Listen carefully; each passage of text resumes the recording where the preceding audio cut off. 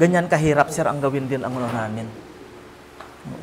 Kailangan ang karne namin, hindi kami basta-basta bumibili kung saan-saan. Morning pa lang, nandito na siya. Madaling pa lang. I-deliver na niya. I-deliver na nila, then diretso na yan sa ref. Kaya kung makita nyo, dami naming ref. Kasi nga, para maiwas yung contamination. Sir, ang nabilib ako, dito sa operation mo, marami akong nakitang pansiteria. Pero bumibili lang sila ng pansit nila, ng noodles nila. But ikaw, harinan dumarating. Lahat ginawa mo. Yes. Bakit, sir? Bakit ganun ang mindset? Actually, nung una naman, umaangkat pa din naman ako sa Tugigaraw. Galing pa Tugigaraw? Yes, how many years. Kaya lang, nung medyo nahirapan na kami dahil hindi ko na ibibigay yung quality. Kasi doon sa travel time, nagkakaroon na siya ng medyo bumababa. Yes, bumababa na yung quality, lalo pag ganitong bumabagyo na out of stock. So madaming dahilan. Then, pangalawa, hindi ko rin alam kung paano ginawa. Nagbabago-bago yung lasa ba? Yes. Nandun na lahat. Commercial So ang ginawa ko, nag-focus ako, nag-invest kami ni Mrs., nag-ipon, talagang ginastosan namin yung production machines namin kasi hindi rin biro, medyo mahal din yung mga machines na ginagamit namin. So nag-start kami doon, gumawa kami ng paraan. Hanggang ngayon, ito na. Ilang years na rin namin tong 2014, nag-start kami ng production. Since 2014? Yes. 11 years? 11 years na siya. Gusto mo bang matuto ng agribusiness, crops, livestock and poultry, aquaculture, at ma-inspire sa mga success stories? Agribusiness, how it works! As a YouTube channel, Agribusiness features entrepreneurs, farmers, organizations, OFWs, investors. However, beyond our usual content and official endorsements, Agribusiness does not engage in other business dealings with them. While our viewers and featured individuals and entities may choose to pursue business deals with each other on their own, we encourage them to be cautious in doing so. This September, join us for a day of 6 panel discussions, exhibits, business socials, and dinner. Learn from agriculture's top experts and explore the ideal farming venture for you at Agribusiness Connect, happening at Elements at Centris, September 28, 2025. Doors open at 12 noon. Don't forget to register through the link in the video description box or simply message us on Agribusiness Facebook page. You may also text us at 0917-827-7770. Strictly no walk-ins. Exciting prizes and giveaways are waiting for you. Win a trip to Taiwan, made possible by B&G Travel and Tours Services. 2 lucky winners will be announced during the event. Win exclusive gift certificates from Kiwami, Japanese Master Kitchen. Lucky winners will be announced at Agribusiness Connect. Don't miss it. Traveling anywhere around the world? Book with Mango Tours Houston for exclusive discounts. We would also like to thank Sugarcane and Beyond, RSL Fish Crackers, Innovative Agro Industries, Rumsol, Boa Machines, Turbulent Greenhouse, Crispy King, Asil Laboratories, Don Ricardo's Lechon House, Bank of Makati, Godel Chocolate, Card MRI. See you in Agribusiness Connect. Agribusiness Connect. Agriculture in full view. Ang kagandahan na nito, sir, nung meron na kami sariling production, hindi na kami na-out of stock. Laging bago ang niluluto namin. Then consistent yung timpla namin. Then tinaas ko yung quality. Pinasarap ko na naman. Kasi ganun ako eh. Pag nakita ko yung isang bagay na eto siya, let's say, parang itlog. Kinakita mong ganitong isang bagay, pero pag pinalabas ko na to, puting-puti na yan. Pero itlog pa rin. So, ginawa ko din sa noodles namin. Kaya si noodles namin, madaming gustong bumili, pero exclusive lang for Cagayan Pansiteria lang. Wala kang binibentang noodles. Yes. Para sa iyo lang talaga. Yes. Pati rin Shanghai namin. Pati Shanghai. Yes. Exclusive. At alam mo ba, sir, kung ilang kilos ang ginagawa nila dito? 120 kilos. Every day? Hindi naman. Wow. Twice a week. Pero madami pa rin yan, ha? Yes! Hindi biro yun. Hindi biro. Yung 120 at saka isang anuhan nila, isang gamitan nila ng itlog is 280 to 300 pieces na itlog. Wow. Yan. So, Pero ang bango ha, sir? Ang bango? Maraming gustong bumili ng ano namin dyan, recipe na yan. Pero yan naman ang recipe ni Mrs. Okay. Actually, ano yan, sir eh? Nakaano yan, hindi tansyahan yan. May Makunin ano mo to? nga yung ano ko doon, yung papel doon na nakaipit doon. Hindi tansyahan yan. Lahat yan nakagrams. May proportion lahat to. Kaya balik-balikan Ito yung mo karne? man. Opo. Balik-balikan mo man yung ano, balik-balikan mo man ito. So, ibig mong sabihin, sir, pag dineliver niya yung karne, ikaw pa rin magigiling Hindi nito? na, hindi na. Kasi Siya na? doon, kasi doon sa palengke, may sarili kaming gilingan na exclusive para sa amin lang. Wow. Para hindi mahaluan, hindi makontaminate. Wow, para sa iyo lang. Yes! Ganun ako ka-sensitive. Kapag may naamoy ako dyan, na-detect ako dyan, ibabalik ko yan doon sa supplier. Kaya yung supplier... Alam nila yon, alam nila yes, yon. Kaya yung supplier namin na yon, from the start na nag-start kami sa business namin, sila pa rin yung supplier namin. Although na may nag-o-offer na, bibigyan kita ng mura, hindi ho. Kasi ang hinahabol ko yung consistent ng quality. Tulad nito, yan yung ano nila. Okay. Naku, ito yung trade secret, sir. Oo, yan. Naka-ano yan. Naka-grams lahat yan. Oh, I see. Kaya, nagpansin nyo kanina dyan, naka-portion na yan, naka-plastic na lahat yan. Para kapag nagtimpla na sila, boom!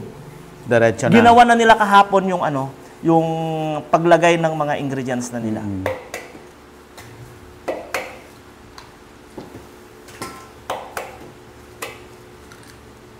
Galing, no? So, suppliers mo... Pati sa pagbitak ng itlog, tinuruan ko sila yan kung paano magbitak ng itlog. Ayan. Nakialam eh. Ayan. Paano yan, sir? Diba? Pati pagbalot sa amin, tinuruan namin sila yan. Dapat paghawak, sir, ganyan. Then, itutis mo yan ng ganyan. Ganyan, sir? Ganyan siya. Parang mahirap. Ganito siya, oh. Di ba, ganyan paghawak, di ba? Ganyan. Ganyan, di ba? Ito, itutis niya yan ng ganyan. Ibubuka niya. Di ba? Nakialam eh, no? Mahirap. Skill yun, skill. Skill yan, so yun. Ayos eh, no?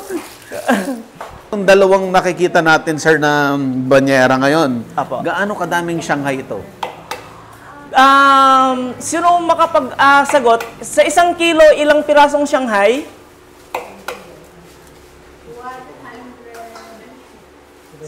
76. 176. Hindi, 76 lang. 76 Shanghai Sa 1 for kilo. 1 kilo. Yes. Wow. Kasi kailangan din proportion din ang pagbalot. Although mano-mano. So ngayon, ang nangyayari dito niyan, sir, ano na yan, pag natapos na yan, ito na yung fine niya, ma'am, yung natapos na may finished product na Sige kami nga, sa mga pakita rep. natin, sir. Ito na yung mga finished product na namin na ready for na yan. Andito na. Yes, sir. Ano to, sir? Ano yan? Ipinapatigas niyan, then dadalhin niyan sa mga para doon nababalutin. Sa store sila Yes. mag-rarap. Opo. Meron na kaming tao doon na magbabalot. Para pagkabalot, prito ka agad. Yan. So, yan. Galing. Ayan, mga lahat yan. Ito, lalagyan din nila yan mamaya. Ito yung mga naunang ginawa today. Yes. Kanina, madami kasi yung ginawa Nagpaiwan lang ako. Wow. Yan. Kailangan ma-mix yan ng maayos. Ma-incorporate maayos. siya ng maayos. Kasi kapag hindi mo yan in-incorporate ng maayos, meron yung maalat, may matabang, may malasa. Oh. Kailangan equal yan. Ma-mix so, talaga totally. masustansyang Shanghai ito kasi nakikita mo kung ano yung mga, lahat fresh. Yan, pakilala natin si Mark, ang position Panganay ni- ang aking panganay na anak, siya yung supply manager. Supply manager. Siya yung in control ng palengke, Aha. noodles, Then, iba-ibang supply. Oo. Siya rin ang delivery boy. Aha. So, ang ano neto, ang papel niya, supply manager. Kung nakaupo muna siya sa mesa. Pagka nasa sasakyan niya, ikakarga niya sa L300. Kargador na siya. Kargador. Dadalhin niya sa pwesto, driver. Pero COO. Sir, COO. Son of the owner. Ayan. Ayan, Mark, paano mo mini-maintain yung quality ng raw Actually materials? po, sa palengke, Ordaneta is kilala naman po siya bilang bagsakan ng mga Yes. Baguio products po natin. Oo. Ang ginagawa ko pong technique is like, kay supplier na po mismo, trusted supplier na po tayo. Okay, so hindi yung pwesto. Yes yung po, nanggagaling yung ng... mismong galing po ng Baguio. Sila. Tapos mini-make sure ko po talaga na yung mga vegetables natin is always fresh. Quality. Ayaw ko pong binibigyan tayo ng hindi quality. Oo. So from Yes Benguet parang po. Baguio pala, na-sort na yon. Yes po, Specifically tinatawag for na your po. needs. Yeah. Mostly po pag dumarating ako ng palengke, ang sinasabi na po ng supplier sa akin, scheduled yan. Nagpapareserve na po sila agad. Ito exclusive for Cagayan Pansiteria lang. Ganon tayo ka-sensitive. Yun lang po yung binibigay. Exclusive, di po tayo bibigyan ng pangit. Pati kalamansi natin Pati kalamansi. Yes po. Lahat yan. Ganon yung sekreto natin sa business para mapanatili natin. From the raw materials, kailangan mache-check na natin yon para mapanatili natin yung quality. Laging consider natin quality. Paano nyo establish yan, Mark? Paano nyo establish na demand Diniman Yes mo po. dun sa suki mo, ay, ganito gusto ko. Paano mo ginawa Actually yun? po, sa palengke, meron pong war between War sa price. pricing and suki-suki Price war, po kasi. Ang ginawa ko pong technique is kung sino po yung makakapagbigay sa akin ng quality and mas budget friendly. Wow. Ang hirap. Yun po yung sinicure ko sa palengke. And consistency. Yes po. Yun po ang pinaka-main. Consistency, budget friendly, and quality po. Yun po talaga yun. Kasi kung mamalengke ka, mga ilang bag ng, let's say, ilang bag ng repolyo, ilang bag ng carrots, kung limbawa malengke ka. Actually po, kahapon, katataas lang ng palengke. Ang main branch po namin ay nag-order ng 4 bags of repolyo. Equivalent na po siya ng 40 kilos. Kasi 10 kilos po kada bag. Plus, Carrots. ang carrots po is minsan 5 bags din po. So, A day. Per branch Per yan, branch. Per branch. Kung ikaw negosyante, di mo ba alagaan yun? Nagne-negosyo ka, dapat alagaan mo. Yun po yung binibigay sa aking supply. Itong Shanghai, ilang bags na carrots Ang bag ng carrot yan, 4 plus sibuyas natin, 2. And bawang leeks. na 1. Ang leeks is, 10 to 15 kilos ang kinukuha po. Wow. Mark, paano nyo, sir, na-mention natin yung consistency, no? Sobrang importante, no? Ay, hindi ka ba nagkakaroon ng problema sa supplier mo? Kasi, di ba, minsan may Yes bagyo, po, yes ganyan. po. Opo. Or walang magandang dating, walang Opo. harvest, ganun. Actually po, etong last na nagkaroon po tayo ng calamity, which is yung bagyo po. Nagkaroon po ng shortage sa mga bagyo products natin. Ang ginawa ko pong technique, which is yung supplier naman po natin, mini-make sure niya na ayaw niya rin po tayong mabigyan ng hindi quality. Hindi rin po kami magkasiraan. Ang ginagawa ko po, nire-recommend niya po ako sa mas better nakakilala Kung niya. hindi siya makapagbigay. Yes po, yes po. makapag-provide. And ang minsan po sinasabi sa akin, kung pwede ko pong balikan, meron po siyang darating na mas bago ang quality. Yun po yung nagiging So, yung immediate lang na need mo, i-refer ka niya. Yes po. Pero, i-secure niya yung next, may bigay niya. Yes po. Ayaw ka rin niyang mawala, Opo. sir. No? Ayaw niya rin po akong bitawan na parang kung sakali po, hanggat maaari, ano man pong mangyaring calamities and hindi na inaasahan pangyayari, mabibigyan niya pa rin po ako ng quality. Oo. So, quality, consistency. Paano yon? Budget friendly, may bagyo. Paano magiging budget friendly yan, sir? Yun po yung tinatawag na parang hindi na po natin kayang anuhin po yun. Kasi nasa demand na po ng palengke yun. Okay. Pag low po yung demand, mataas po yung price na nga.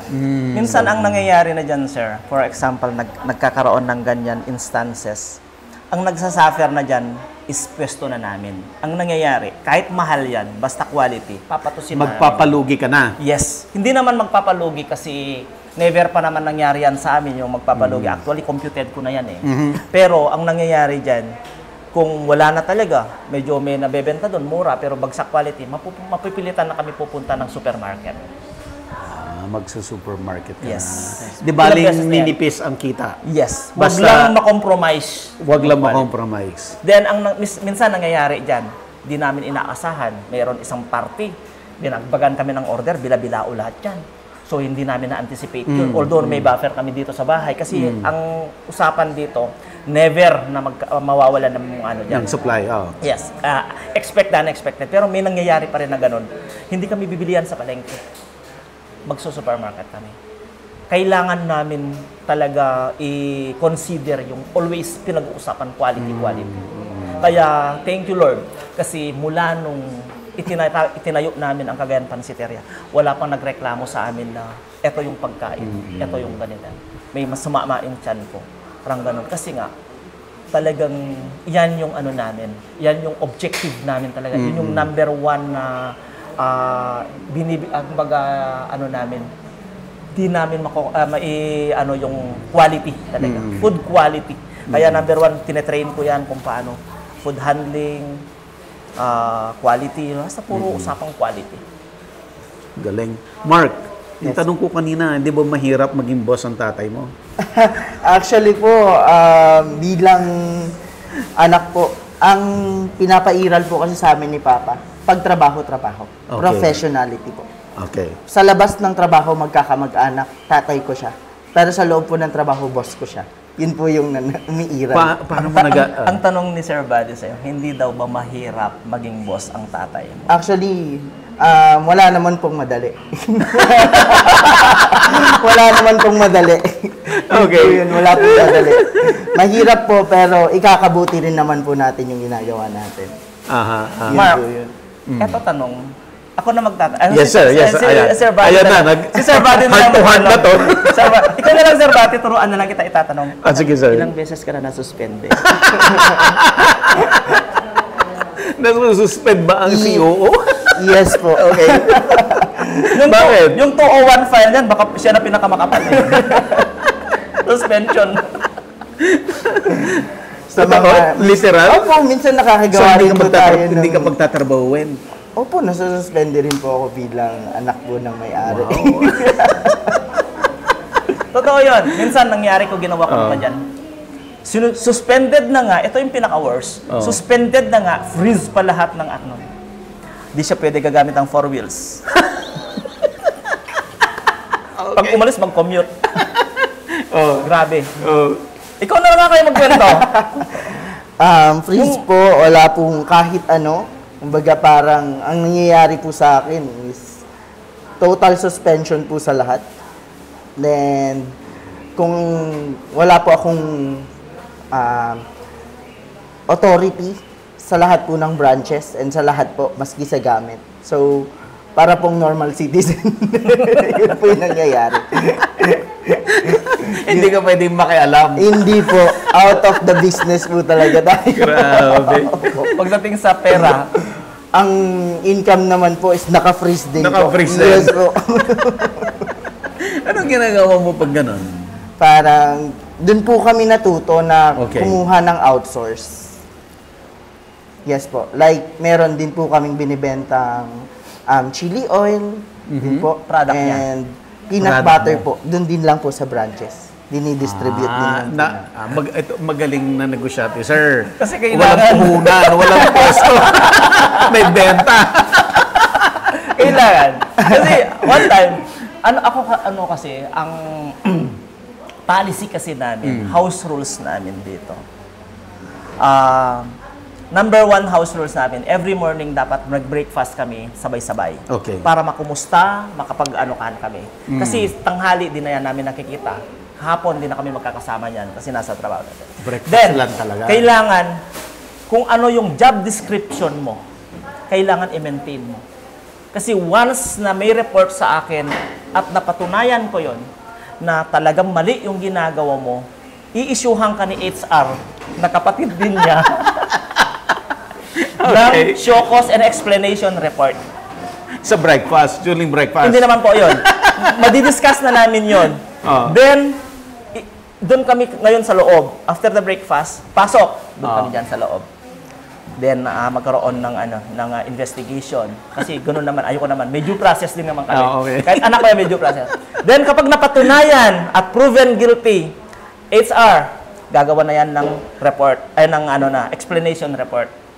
Gagawa rin siya ng explanation niya. No, isasabihin siya sa HR, then si HR sasabihin niya sa akin. Ganun. Wow. At ilang beses na to na pati ito. Ilang beses? HR. Yes! Ilang beses ka na rin na-suspend eh. Hindi sa HR. Hindi, isa yung anakan ko na. Okay. Branch manager. Ilang beses ka na na-suspend eh. Ilan na warning mo? Ganon yung business namin, how it works. Kasi kapag kaanak mo yan, gusto ko, kapag pumasok sila sa branch, model sila. Yes. Kailangan sila yung magpapakita na Ginagawa yung tama. ginagawa yung tama. Otherwise, gagayahin ng staff. Yes, yun yung objective ko doon. Kaya ako, anak kita out of the business. Pero paglabas mo sa business, pag nasa loob ka ng business, empleyado You follow ka. rules. You follow rules. You must follow rules. Otherwise, masuspende ka. Then, kapag, pinapalayas ko na to Magtrabaho ko sa labas. O bakit hindi ginagawa ni sir sa'yo? Yes po. Butit hindi ka, umalis. Tinitimbang ko po Like, kung ano po yung mas kailangan. Kumbaga, ang minsan iniisip ko po sa ganun, it's a training. It's a training for me. Para maging better pa po. Mas marami bang mawawala pag umalis ka, nag-work ka sa labas? Opo. And like parang, kung gagawin ko man po kasi yun, is parang, ako rin po yung kawawa. Kasi nandito na po Yeah. So, yun po yung parang tinitignan ko po. Impressive, sir. Impressive. Yun talaga Impressive yung yung ginagawa na yun. Lalo, alam nila kung gaano ko kahigpit. Kung yun lang yung tanong mo, mahirap ba makatrabaho ang papa mo? Sobrang hirap. Ako na magsabi. Ma, interruption. Dito ka muna. Si ma'am. Kay Ma'am Berna, napagkwentuhan na namin yung negosyo, yung professionalism sa negosyo. Gaano kahirap maging boss si sir? Talaga pong napakahirap. Napaka-stricto po niya. Stricto talaga. Opo. Sasabihin niya yan pag nasa kami sa resto namin. Walang asawa, walang kamag-anak, walang kapatid, walang anak, walang anak. Yun po siya. Wala pong basta nagtatrabaho. Trabaho. Paano mo tinitikin, ma'am? Siyempre, nilagay ko rin sa sarili ko na negosyo ko kailangan namin sa negosyo. Kasi kung papailan yung negosyo, wala ko na. Hindi ko mag-lead ko isang business. Kasi kami lang din po yung magkakasama. Yeah. Kami mag-iina, kasama, kami po yung talagang lumagalaw ko sa negosyo dahil. Kaya kailangan po namin maging ganun po yung yung sitwasyon ko. Sir, walang memo si ma'am. Wala. Accepted. Kasi ganito yan, sir. May mga part naman na exempted. Siyempre, kami naman yung owner dalawa Pero kapag nasa business kami talaga, kailangan gampanan niya rin pagiging vice president niya at ako yung president. So, minsan kasi, nasobrahan ko yata yung stricto ko sa kanya, sa pwesto. Then, gabi, naglambing ako, hindi ako pinapansin.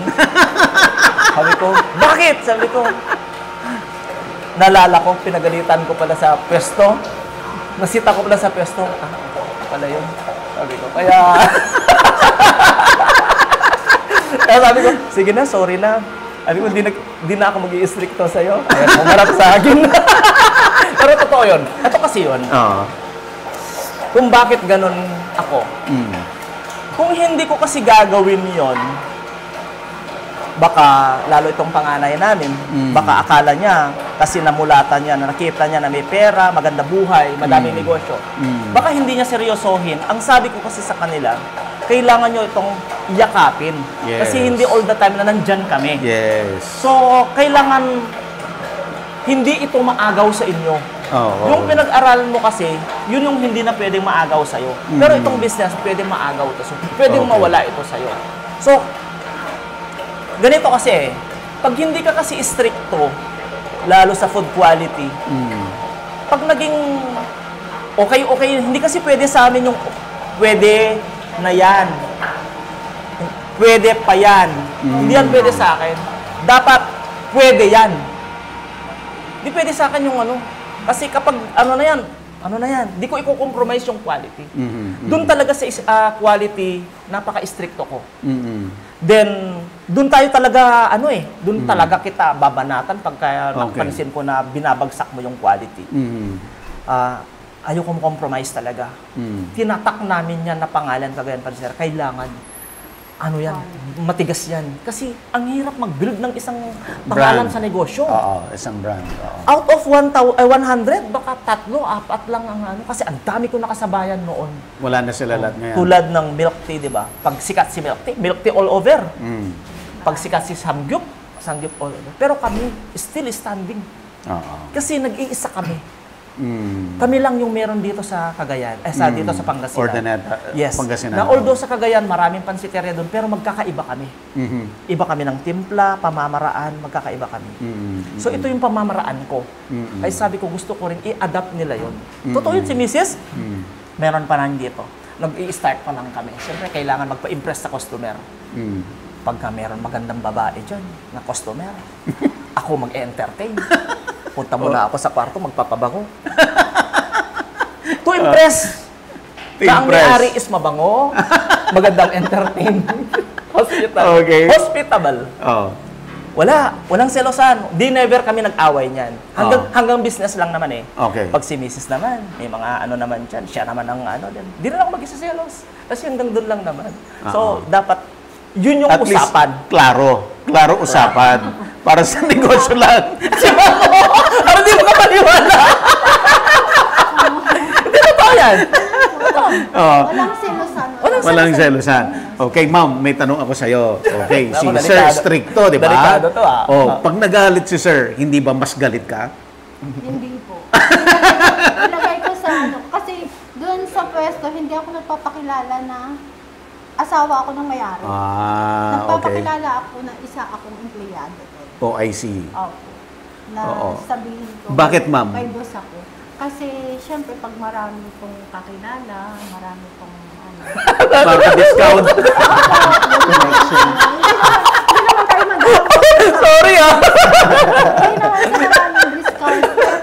Pero, po talaga yung kasi kung magpapakilala ako, marami talagang questions, maraming. Isa na rin yun. At saka yung feeling ng bisita, ang term ninyo ay may authority sa ma'am to give discount. Kasi nga owner Oo. Pero kung empleyado, alam nila no authority na bigyan ng discount. Grabe ang business. Si business, Sir, may tanong ako sa'yo. Quality never to be compromised, no? Yes, number 1. Number 1 yun. Sir, dumarating ka ba dun sa pagkakataon na muminipis ang kita mo kasi sa sobra naman ng stricto mo sa quality?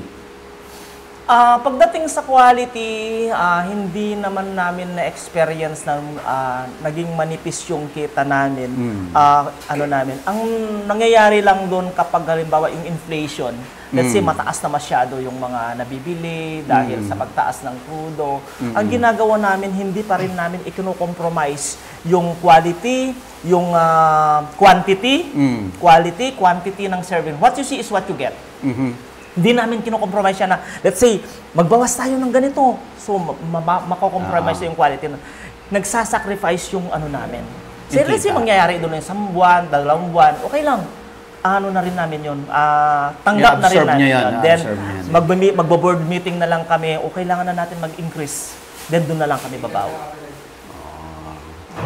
Okay. Pero, alimbawa, ayan, si Merck, dapat walang reject. Nagkamali nga. Ang daming reject na lusutan siya.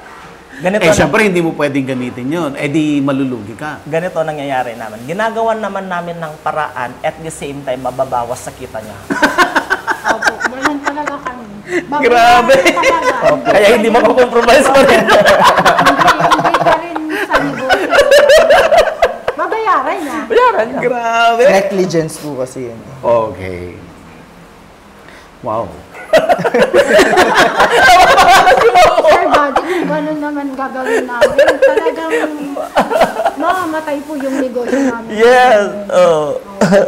Wow. Kaya kailangan namin talaga na mag-sacrifice siya. Sacrifice po Sacrifice talaga. siya. Bayaran niya yun.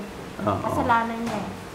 Hindi siya At ilang beses na ba nangyari sa'yo? Maraming beses. Maraming beses. Ano ang pinakamagandang learning mo na sa'yo as the son of the owner, yet trabahador ka? Ang learnings ko po doon is kailangan, bilang sa akin din po, maging stricto rin po ako doon sa trabaho ko. Yun po talaga. Dapat bilang sa akin, ipapairal ko rin po yung quality.